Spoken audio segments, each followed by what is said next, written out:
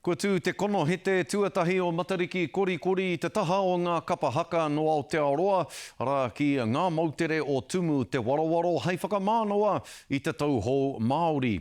Koe nei te whakatairanga whakamutunga a te tarikawanatanga o Aotearoa ki Rarotonga, a neira a Mania Clark Mamanu me tēnei pūrongo āna.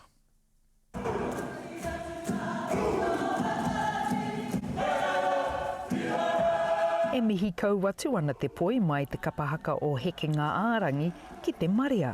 Ki kakana mātou i te tīmatanga, ki te tū, ki te whakaatu, ki te Maria, te haukainga, tō mātou ahurea Māori i Aotearoa, me te mihi nui anō hoki, ki te kāhui whakahaere o tēnei kaupapa nui whakahirahira.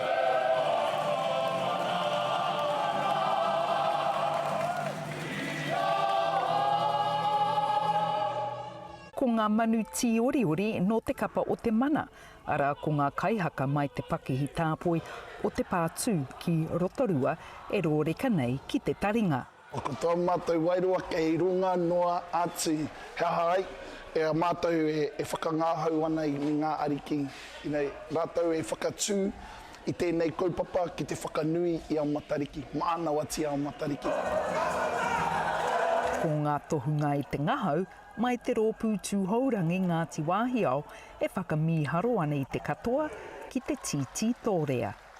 Me te tūkaha, te tūrangatira no te kura kaupapa Māori o Ngāti Kahungunu ki here taunga.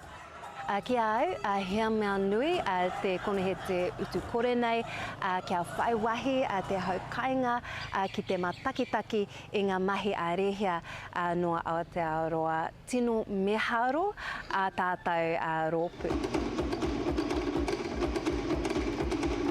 Moe anui tēnei, oku, kia haere mai te tehi kapa, rōpū ki Rarotonga. Nā te mea, noko nei tōku papa, ko tūpapa te haukainga, te papakainga ona. Ka hoki ngā kapahaka e whā ki te papa tū waiwai a te pōwenarei, mo te wāhanga rōpū ahurea o te ao o te maiwa nui, ei whakangahau anō i te Maria. Mania Clark Mamanu atu i Rarotonga, te karere.